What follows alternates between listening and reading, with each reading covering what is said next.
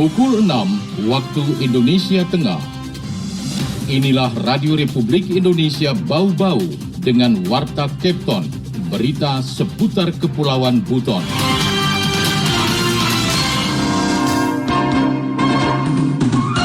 Satu, cara untuk mengatasi inflasi daerah itu antara lain perluasan kerjasama antar daerah dari daerah yang surplus. Misalnya seperti Buton Selatan itu punya bawang merah dan mereka surplus. Ya sudah, kita minta. Sehingga ke depan ada dari sebelum 3 ini masih terpakai tidak terpakai sesuai dengan kapasitas. Ini saya kira cara yang paling baik untuk bisa memberikan reward atau punishment kepada ASN.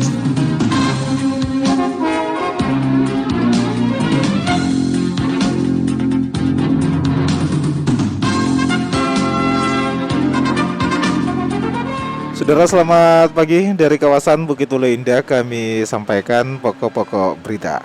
Pemerintah Kota Bau-Bau terus memperluas kerjasama antar daerah untuk mengendalikan inflasi. Salah satunya dengan Kabupaten Buton Selatan. 50 pejabat eselon 3 di Kota Bau-Bau jalani asesmen pengembangan kompetensi teknisi sebagai implementasi sistem merit ASN. Saudara, inilah Warta Kepton selengkapnya hari ini Kamis tanggal 20 Oktober 2022 bersama saya Bu Zuda.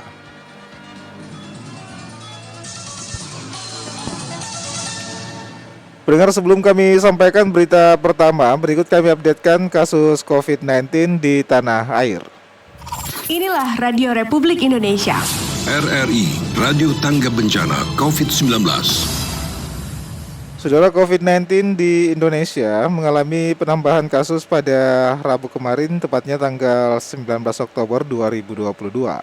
Kementerian Kesehatan mencatat jumlah kasus positif COVID-19 bertambah sebanyak 2.390 kasus. Adapun jumlah penambahan kasus hari ini lebih banyak dibandingkan dengan tambahan hari sebelumnya, yakni 2.164 kasus. Selain dari itu, total kasus COVID-19 di Indonesia saat ini menjadi 6.462.655 yang terhitung mulai tanggal 2 Maret 2020. Angka kesembuhan dari COVID-19 juga mengalami peningkatan, yakni sebanyak 1.408 orang yang dinyatakan sembuh. Dengan menambahnya kasus COVID-19, maka total orang yang sembuh berjumlah 6.285.790 jiwa. Satgas COVID-19 juga mencatatkan sebanyak 16 orang dinyatakan meninggal dunia, sehingga menambah daftar panjang total orang meninggal akibat virus COVID-19 menjadi 158.361 orang. Saudara, kita ke berita yang pertama. Pemerintah Kota Bau-Bau terus memperluas kerjasama antar daerah untuk mengendalikan inflasi, salah satunya dengan Kabupaten Buton Selatan. Mengenai hal itu, Afriansah menurunkan laporannya. Salah satu cara untuk mengatasi inflasi daerah itu antara lain perluasan kerjasama antar daerah dari daerah yang surplus. Pemerintah Kota Bau-Bau terus memperluas kerjasama antar daerah dengan daerah surplus pangan untuk mengendalikan inflasi di daerah eks-Pusat Kesultanan Buton. Wali Kota Bau-Bau, Laude Ahmad Munianse, mengungkapkan kerjasama antar daerah itu antara lain dengan Kabupaten Buton Selatan, sebab daerah tersebut punya komoditi bawang merah yang surplus. Salah satu cara untuk mengatasi inflasi daerah itu antara lain perluasan kerjasama antar daerah dari daerah yang surplus. Misalnya seperti Buton Selatan itu punya bawang merah dan mereka surplus. Ya sudah, kita minta bawang merahnya dibawa ke Bau-Bau. Kita bukakan pasar di Bau-Bau sehingga kelangkaan bawang merah yang akan berakibat pada naiknya harga itu tidak terjadi. Selain Buton Selatan, kata Ahmad Munianse, ke depan Pemkot Bau-Bau akan melakukan kerjasama serupa dengan daerah lain yang memiliki komoditas pangan surplus. Selama ini, ungkap Ahmad Munianse, komoditas pemicu inflasi di Bau-Bau antara lain bawang, cabai, telur, dan tomat. Bahkan teranyar kelor ikut menjadi penyumbang inflasi karena komoditi tersebut dijual ke luar daerah. Bahkan sekarang yang menjadi pemicu inflasi tanpa kita sadari ternyata dalam kelor. Kelor sekarang ikut memberikan kontribusi inflasi. Nah, rupanya orang Bau-Bau menjual kelornya ke pengumpul yang dibawa ke NTT. Kan di NTT ada pabrik sate kelor, sehingga harga lebih baik di sana, sehingga daripada dijadikan sayur dibuang ke sana. Meski begitu, Ahmad Munianse mengklaim Pemkot Bau-Bau secara bertahap mulai dapat menekan inflasi yang dipicu oleh sejumlah komoditas tersebut. Selain dengan strategi kerjasama antar daerah, Pemkot Bau-Bau menggelar pasar murah dan menggalakkan penanaman komoditas pangan dengan memanfaatkan lahan yang ada. Tapi alhamdulillah untuk beberapa hal itu kita sudah lakukan upaya antisipasi. Jadi pemanfaatan lahan di Surawolio dan Bungi untuk cabai dan tomat. Pada akhirnya tomat sekarang sudah bisa harga tertahan. Telur kita yang menjadi masalah juga karena ketergantungan kita dengan pasokan luar. Tapi alhamdulillah dengan pasar murah ini bisa menekan kenaikan. Reporter RRI Bau-Bau, Afriansa melaporkan. 50 pejabat eselon 3 di Kota Bau-Bau jalani asesmen pengembangan kompetensi teknisi sebagai implementasi sistem merit ASN. Kedepan pengisian jabatan pemerintahan berdasarkan hasil kualifikasi dan kompetensi yang dimiliki ASN. Mengenai hal ini, Hairul Mulku menurunkan laporannya. Ini saya kira cara yang paling baik untuk bisa memberikan reward atau punishment kepada ASN dengan tidak berdasarkan suka tidak suka atau orang siapa bukan orang siapa. Sebanyak 50 pejabat eselon 3 atau administrator lingkup pemerintah Kota Bau-Bau mulai mengikuti asesmen kegiatan pengembangan kompetensi teknis atau talent pool pada Rabu 19 Oktober 2022 yang dipusatkan di salah satu hotel di Kota Bau-Bau. Pengembangan kompetensi teknis ini merupakan implementasi dari sistem merit ASN yang kebijakan dan manajemennya berdasarkan pada kualifikasi, kompetensi, dan kerja secara adil dan wajar dengan tanpa membedakan latar belakang politik, ras, warna kulit, agama, asal-usul, jenis kelamin, status pernikahan, umur, atau kondisi kecacatan. Dalam kesempatan itu, Wali Kota Bau-Bau Laude Ahmad Munianse mengatakan, penilaian potensi dan kompetensi bertujuan untuk mengukur kompetensi manajerial dan kompetensi teknis yang dimiliki oleh para pejabat administrator agar dapat dipetakan dalam matriks talenta, sehingga diketahui langkah pengembangan aparatur ke depannya, karena pengembangan kompetensi saja bagi ASN tidak cukup. Untuk kita bisa membuat peta potensi ASN kita, sehingga ke depan ada dari eselon 3 ini yang masih terpakai atau tidak terpakai sesuai dengan kapasitas. Ini saya kira cara yang paling baik untuk bisa memberikan reward atau punishment kepada ASN dengan tidak berdasarkan suka tidak suka atau orang siapa bukan orang siapa. Karena dengan seperti ini kita akan lebih objektif melihat sambil mengevaluasi orang yang selama ini duduk di posisi itu apa masih punya potensi atau tidak punya potensi. Di tempat yang sama, Kepala Badan Kepegawaian dan Pengembangan Sumber Daya Manusia BKPSDM Kota Bau-Bau Abdul Rahman menyebutkan talent pool ini dilaksanakan untuk menemukan dan mempersiapkan talenta terbaik untuk mengisi posisi kunci sebagai pemimpin masa depan atau future leaders dan posisi yang mendukung urusan inti organisasi atau core business dalam rangka optimalisasi pencapaian tujuan organisasi dan akselerasi pembangunan nasional, serta mendorong peningkatan profesionalisme jabatan, kompetensi dan kinerja talenta, serta memberikan kejelasan dan kepastian karir talenta dalam rangka akselerasi pembangunan karir yang berkesinambungan. Masukan kesediaan masukan talenta untuk meneruskan ASN yang tepat dengan jabatan yang tepat dalam waktu yang tepat berdasarkan tujuan visi dan misi.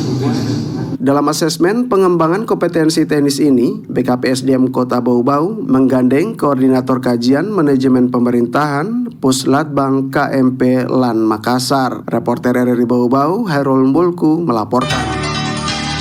Anda sedang mendengarkan Warta Kepton, berita seputar Kepulauan Buton. Saudara, kita beralih ke berita yang berikutnya. Kunjungan kerja di Lapas Bau-Bau, Irjen Kemenkumham RI apresiasi program Pojok Inspirasi dan hasil kerajinan narapidana. Mengenai ini, Waude Nurliani menurunkan laporannya.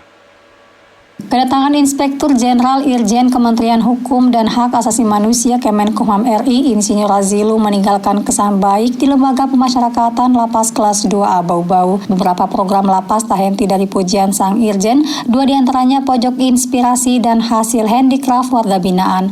Pojok Inspirasi sendiri merupakan terobosan baru Lapas Bau-Bau sejak Juli 2022. Lokasinya berada di depan kantor tepat di sebelah kanan pojok. Tempat yang berhiaskan kerajinan narapidana itu diperuntukkan untuk menyambung hati dan inspirasi antara satu dan lainnya. Hal lain yang membuat Irjen Kemenkumham tertarik yakni hasil kerajinan warga binaan dengan pendapatan penerimaan negara bukan pajak atau PNBP nyaris mendekati target 16 juta rupiah.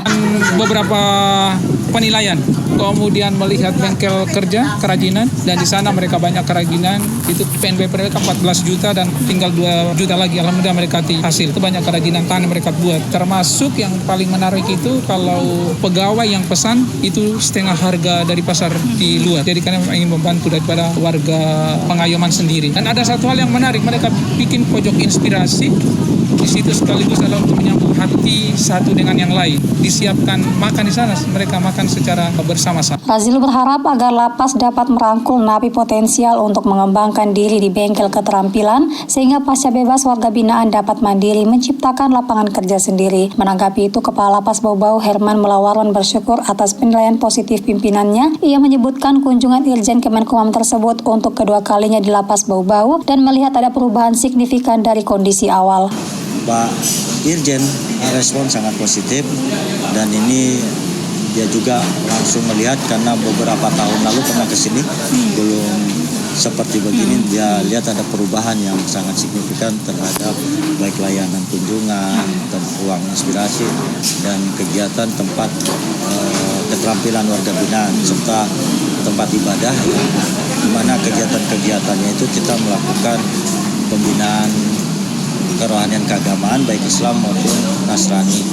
Ya, alhamdulillah dalam kegiatan pembinaan rohani Islam itu hampir semua sudah bisa membaca dan kenal huruf Al-Quran. Kedatangan Irjen Kemenkumham RI merupakan rangkaian kunjungan kerja di Kota Bau-Bau mulai 16 hingga 19 Oktober. Sejumlah UPT Kemenkumham Sultra telah disembangi, diantaranya Balai Pemasyarakatan Bau-Bau, Lapas Bau-Bau, dan Kantor Imigrasi Kota Bau-Bau. Wadi Nurliani, reporter Bau-Bau, melaporkan. Saudara, personil Satuan Lalu Lintas atau Satlantas Polres Bau-Bau langsung bergegas ke lokasi tempat kejadian perkara atau TKP setelah tewasnya pemotor akibat dilindas truk bermuatan pasir di Jalan Anoa, Kelurahan Kadolokatapi, Kecamatan Kokalukuna, Bau-Bau pada Rabu sore sekira pukul 15:25 waktu Indonesia Tengah. Korban diketahui berinisial RS dengan usia 52 tahun, warga yang bermukim di Jalan Malik Sirullah, Kelurahan Bukit Telo Indah, Bau-Bau. Sedangkan supir truk dam inisial LC dengan usia 44 tahun, seorang supir warga Kelurahan Katobengke. Kasat Lantas Polres Bau-Bau Ibtu Jajat Sudrajat mengungkapkan, insiden naas tersebut bermula saat kendaraan korban melintas dari arah Bau-Bau hendak menuju terminal Woromosio. Ketika dalam perjalanan, korban RS menghindari mobil jenis MPV yang tepat berada di depannya hingga korban sontak mengerem sepeda motornya dan terjatuh keluar jalur garis sepadan jalan. Tiba-tiba dari arah berlawanan, sebuah truk bermuatan pasir dari arah Woromosio langsung melindas sepeda motor korban hingga terseret sejauh 8 meter. Malangnya kepala korban tepat berada di bawah ban kanan truk dam yang mengakibatkan korban tewas di tempat. Adapun korban langsung dibawa ke rumah sakit Palagi Mata untuk dilakukan visum. Keluarga korban telah mendatangi rumah sakit untuk melihat kondisi anggota keluarganya. Setelah kejadian tersebut, supir truk langsung mengamankan diri di kantor Lantas Bau-Bau dan sedang dalam pemeriksaan polisi. Di lokasi kejadian, personil Lantas juga melakukan olah tempat kejadian perkara dan meminta keterangan saksi-saksi. Adapun barang bukti berupa truk dengan nomor polisi atau DT 8745AG dan kendaraan korban DT 6803KG berada di Satlantas Bau-Bau.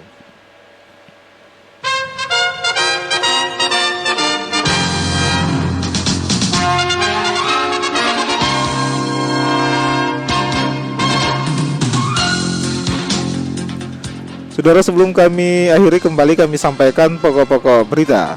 Pemerintah Kota Bau-Bau terus memperluas kerjasama antara daerah untuk mengendalikan inflasi, salah satunya dengan Kabupaten Buton Selatan. 50 pejabat eselon 3 di Kota Bau-Bau jalani asesmen pengembangan kompetensi teknis sebagai implementasi sistem merit ASN. Pendengar, demikianlah Warta Capton pagi hari ini. Mewakili kerabat kerja yang bertugas, kami ucapkan terima kasih atas perhatian Anda. Selamat pagi dan tetaplah bersama kami di RRI Bau-Bau.